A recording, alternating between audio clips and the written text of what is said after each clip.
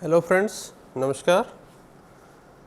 Friends, there are numerous requests and demands as feedback from my previous videos, not only from the southern region of India, but from abroad also, that I must deliver my lectures in English. But since I am a lecturer from northwest part of India and Rajasthan as well, and I am concerned with a large group of students who are well acquainted to Hindi language, but difficult to understand in English. Therefore, I will present this lecture in English, means in Hindi and English as well. However, the general technical terms are in English as usual. As today we are counting the 68th day of lockdown in our country amid this corona pandemic. So many concepts are now cleared about this pandemic, and as the new guidelines has been issued by WHO, and it's understandable that now we have cope up with and live with this virus while taking the utmost precautions. I present you this lecture of my series of families. Especially today I am presenting the lecture of Apocynaceae family. The Apocynaceae family, popularly known as evergreen plant family, basically this is also known as dogbane family, means in Greek apo means from and kairos means dog. It means the plants of this family are very poisonous for dogs, and the distribution of the plants of Apocynaceae family is very cosmopolitan and widespread in all over the world. Almost 300 genera with 2150 species are there, and especially as far as India is concerned, almost 30 genera and 85 species are there. The most common genera of this family are Alamanda, Alstonia, Alexia, Bumentia, Carissa, Catranthus, Ichnocarpus, Melodinus, Nerium, Ocrosia, Parmeria, Plumeria, Revolfia, Tabernaemontana, Thavatia, Rhytia, Holarena, and so many others. The main and conspicuous character of this family again is very important, that these plants have latex in their latissiferous cells. Each and every part of this plant containing latex in there, and the vascular bundles in stem, the vascular bundles are bicollateral vascular bundles. There are almost large trees of about 60 feet like Alstonia scolaris, generally known as Satian in Hindi, and medium or small size trees are also there like Plumeria, commonly known as Champa, Thavatia, yellow oleander or Pili Kaner, Nerium, white Kaner, white oleander, and some woody climbers are also like Bumentia grandiflora, which has almost 6 feet height, and some twinning shrubs are also there like Valeria, and perennial herbs mostly found in our Rajasthan also like Lochnera or Catranthus or evergreen plant. The most common perennial herb of this family is Vinca or Lochnera or Catranthus roseus, which is commonly known as evergreen plant, which provides flowering all of the year. And one of the most important example of thick stem tuber like plant is Adenium. Now I will discuss you with some economic importance of this family. Mostly ornamental plants are there, especially Nerium odoratum, which is very commonly known as white or red oleander, Indian oleander plant, Nerium indicum, Tabernaemontana divaricata, Chandni in Hindi, Bumentia grandiflora, Thavatia peruviana, which is commonly known as yellow oleander, Pili Kaner, Catranthus roseus, common evergreen plant of India and commonly known as Madagascar periwinkle, and Plumeria alba. And some of the plants of this family contain a very good amount of latex, which can be used in the production of rubber, especially Landolphia kirki, Carpodemus lanceolatus, Funtumia elastica, Anodendron paniculatum, and some of the plants can be used as edible plants, generally Caris carandus, which is commonly known as Karonda. Their unripened fruits and vegetables can be used, and Caris grandiflora, the fruits are eaten by common people, and Rhytia tinctoria, in Hindi Dudi or Khirni, the fruits are eaten, and there are so many medicinal plants are also there in this family. The most important plant of this family is Revolfia serpentina, Sarpagandha. The roots of Revolfia serpentina is very hypnotic, sedative, and also it increase the uterine contraction for the delivery of a baby, and can be used in hypertension. And the leaf juice can be used in removal of the opacity of the cornea of the eyes and so many other neural diseases. Similarly, another plant is Holarena antidysentrica, which is commonly known as Kurds or Kurchi in Hindi. The bark of this plant is used in dysentery in South India especially, and the Wrightia tomentosa, and another species of Wrightia is Wrightia tinctoria, which is known as khirni, dudi or khirni.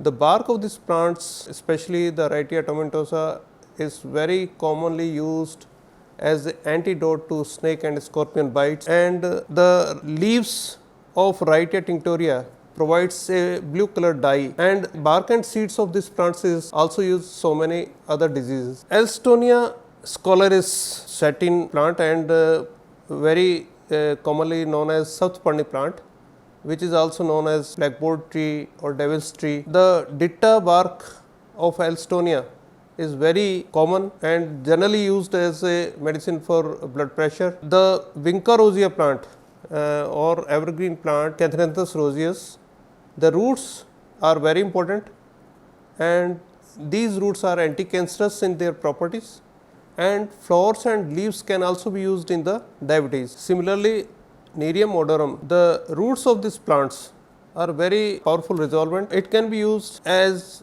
these can be beaten into water to make a paste which can be applied on ulcers and cancers, and the decoction of the leaves of these plants can be used in the reduction of swellings, and the oil from root bark can be used in so many skin diseases, especially in the case of leprosy.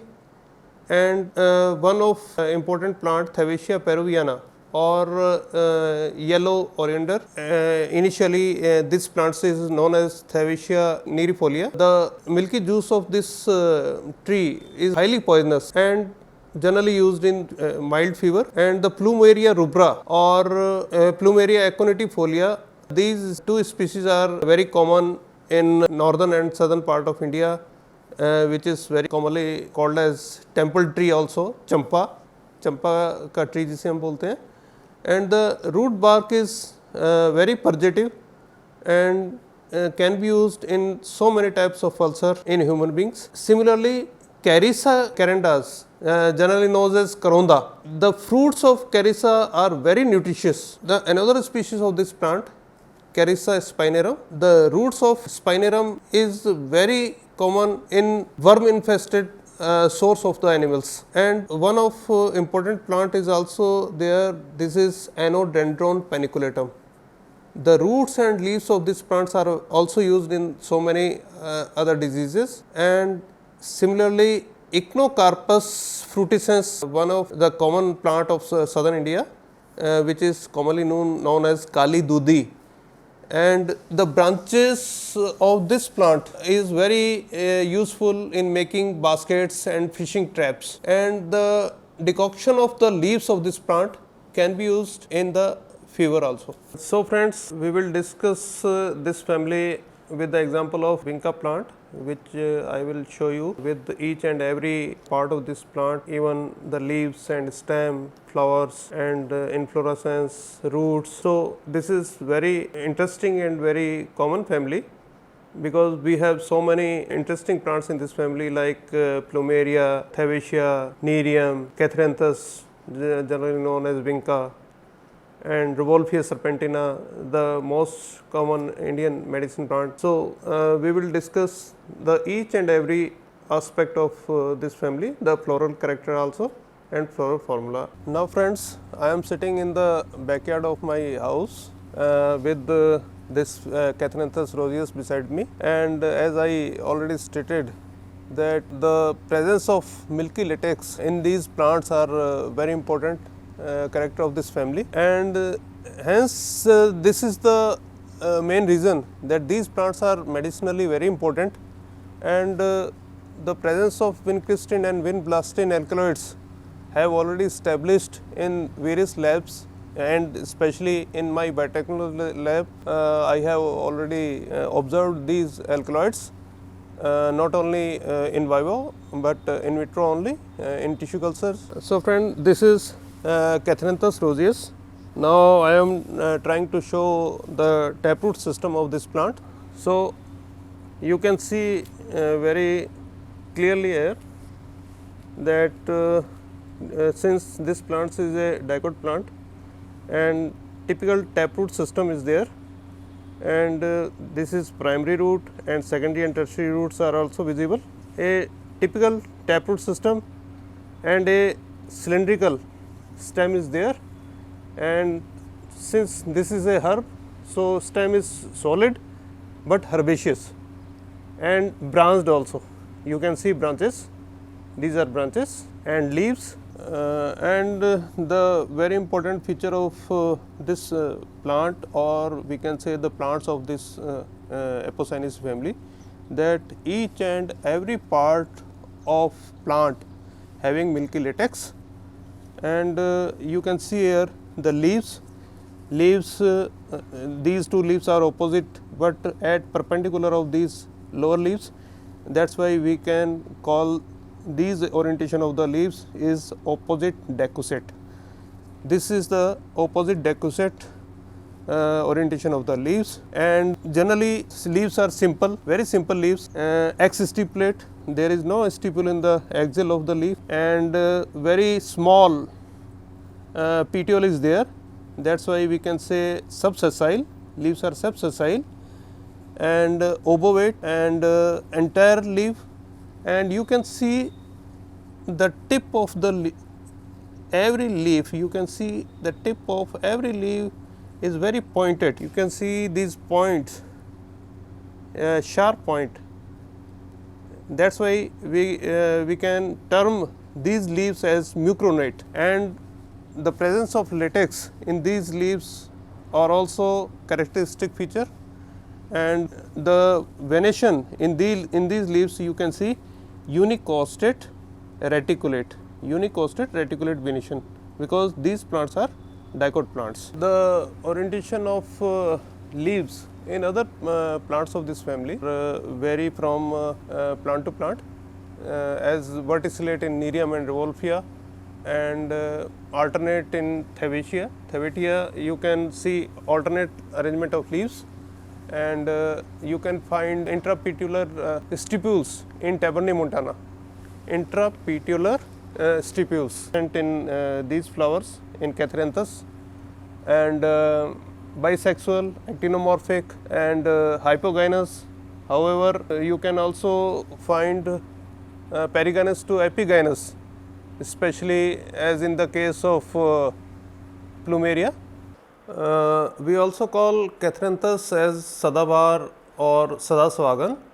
Why Sadabahar? Why Sadaswagan? Because flowering in this plant occurs throughout the year, as well as it remains green all the time. Now, I will explain the floral parts by cross sections and separating all the essential organ of the flower. Now, friends, when we talk about the sepals or calyx of Catharanthus roseus, you can find there are 5 sepals. Each sepal is separate with each other, that is why polysepalous. And the distribution of calyx in vinca plant especially is quinquential. Quinquential means 2 sepals are in inner side and 2 in outer side, and 1 is alternate. And as we can see generally in Catharanthus plant, there are some glands over the base of each sepal, and in other plants of Apocynaceae family, generally scale like Calycine squamulae are present on sepals. Now, we talk about corolla or petals. You can see there are 5 petals, and each petal has purple or white color. The very peculiar structure of these petals in vinca is these are salver like petals. Salver means just like plate, or we can say in Hindi thali, and this term is known as hypocrateriform. Hypocrateriform means salver like orientation of the petals in Vinca especially. However, there are so many variations in Apocynes family. The petals are generally gamopetalous, but twisted. They can be clockwise twisted or anti-clockwise twisted. Clockwise twisted we can see in Revolvia and Plumeria, and anti-clockwise twisted we can see it Carissa and Echinocarpus. These corolla is funnel shaped in Nerium especially, and campanulate in Alamanda, and there are some filamentous outgrowths protrude out from each petal of Nerium to form a corona or crown like structure on the neck of the flower, especially in the Nerium. So, this is the very peculiar structure which we can see in Nerium plant. We talk about Androecium. There are 5 stamens which are alternating with the petals and opposite to the sepals calyx, and you can find these stamens in this corolla tube. I can show you after dissecting this flower, and these stamens are filamentous, and filamentous are very short with introrse anthers which are often linear, oblong or segregate. The anthers may remain free or adhere to the stigmatic head by its sticky secretions connate. The anther lobes are either full of pollen grains up to the base, or they remain empty below and are either prolonged into the rigid spines or are produced downwards as empty spurs. The pollen grains are simple, granular, and in Candylocarpus they remains united in tetrads. Now, I can show you with this dissection of this plant, this flower. So, these are sepals, very hairy, look like very hairy sepals, and this is corolla tube, and these are petals, and the position of Androecium is just beneath this crown of the corolla. Now, I will dissect this flower.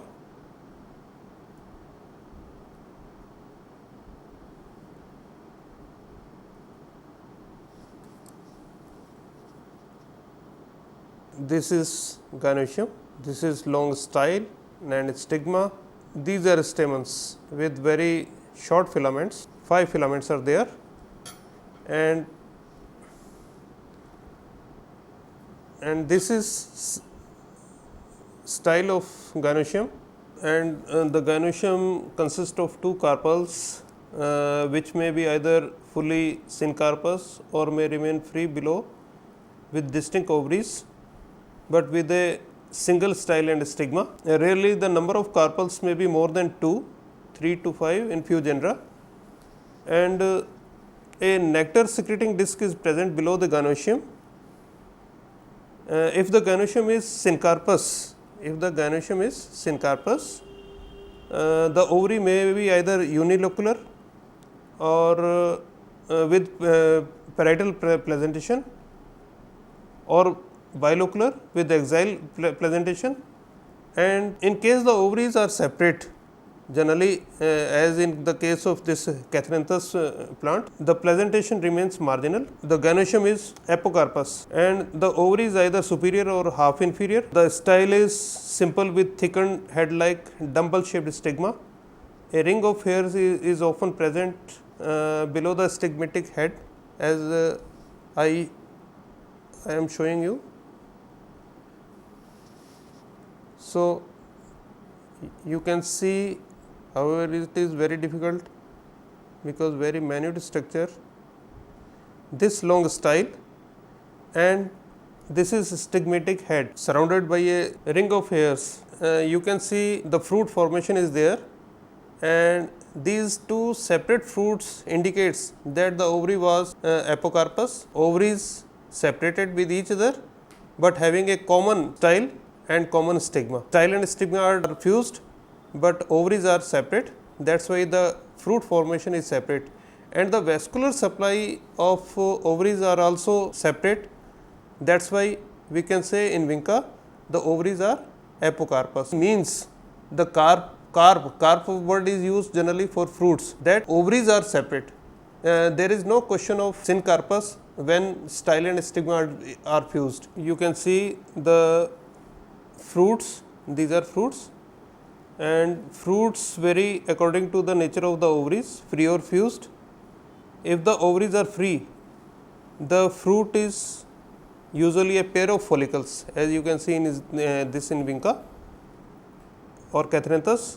As each ovary ripens into a follicle, such apocarpous fruit are also sometimes fleshy, that is found in Cameraria. When the gynoecium is fully syncarpous, plus the fruit may be a berry, as in the case of Landolfia, or a drupe, as in the case of Cerbera. The Cerbera is similar to the coconut, having a fibrous mesocarp and is adapted to be transported by sea currents to long distances. Sometimes it is a two-valved capsule, that is in Almanda, and the seeds in these fruits are usually flat, and in dry fruits they are mostly winged, as in Plumeria, Almanda, and sometimes they possess a tuft of hairs at the base, as in the case of Kixia, or at both ends of the seeds, the strophanthus, and the embryo in these seeds is usually straight, either with or without endosperm, and the pollination is usually through the agency of insects, entomophily. The floral formula and floral structure I will elaborate separately. Now I summarize the whole plant of Catharanthus. You can see the leaves which are arranged in decussate position, decussate opposite, and unicostate reticulate venation, mucronate, entire leaves, and unicostate reticulate. And if we talk about flower, you can see this flower, pentamerous flower with regular and complete actinomorphic, and you can see the position of androecium, very short filaments are there, and these are anther. This is the structure of a stamen. You can see the anther, which is bithecus, intrors, and dorsifixed. This is the connective and dorsifixed stamens. If you see the gynoecium in anterior to posterior position, then you can see two separate ovaries. This is the thalamus, and two separate ovaries with single style and stigma, and here is stigma. And if you see this in lateral position, then you can visualize only a single ovary there, and that is why the condition of this ovary is apocarpus, and some nectaries glands are there. You can see nectary glands, and each ovary has a single locule with marginal placentation, and if this ovary is syncarpous, then the placentation will be axial placentation. So, you can see in floral diagram, anterior to posterior, this is mother axis, and this is bract, which is always at anterior position. These are sepals or calyx, quiescential estivation, and these sepals are separate to each other, polysepalous, and the odd sepal will always posterior position, and these are corolla, petals, and the estivation is twisted and twisted, clockwise twisted. You can see clockwise twisted, and these are stamens which are fused with the petals, epipetalous condition, and always opposite to calyx, and these are always alternate to petals, and opposite to sepals, and this is the position of ovary. Anterior to posterior, you can see two different carpels and one locule in each carpel having marginal placentation. So, This is the whole structure of the floral diagram of Cathanthus roseus, Vinca rosea. Now, this is the floral formula for Cathanthus roseus, Vinca rosea.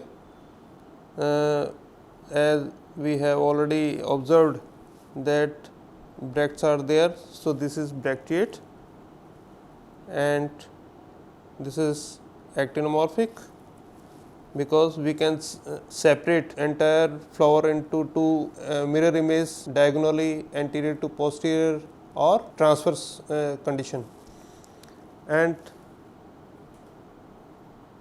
this is bisexual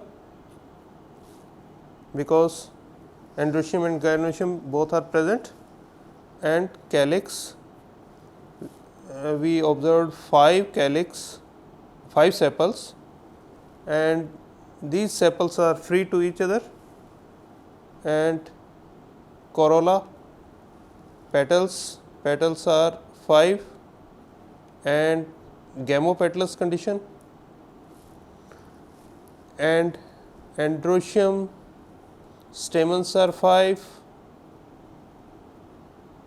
and each stamen separate with each other, but united with corolla, that is epipetalous condition, and gynoecium bicarpellary, apocarpus and superior apocarpus. So, this is the floral formula for Cathanthus roseus. Or if sometimes if we find ovaries are fused, then we can put here the bracket sign, which means the gynoecium is syncarpus, but in the case of Cathanthus especially, this is apocarpus. So, I did not put bracket here. So, friends, this video is especially for the students and teachers of southern part of India and abroad too. However, for the students of Rajasthan, this video might be hard to understand because of the language, as they are much acquainted to Hindi as their primary language. I especially thank my senior brotherly colleague Dr. Surendra Singh Ji Kadian, who was posted in Bharatpur as a senior professor in botany and now settled in Gurugram, for clarifying me about the status of the ovary, either apocarpus or syncarpus, because most of the books state that these are syncarpus, but they are really apocarpus in nature. And we generally discuss in this condition of ovary in our college. Interestingly, some book shows apocarpus condition in floral diagram, but syncarpus in floral formula. So, it must be clear to everyone that the condition of ovary in Vinca is always apocarpus, not syncarpus. So, thank you everyone for showing such interest in my other videos. I am highly motivated for making more of the online lectures, and please make sure to subscribe to my channel so that I could bring more knowledge to all of you. And special thanks to my son Arundeep, who made this video once again very beautiful. Thank you very much.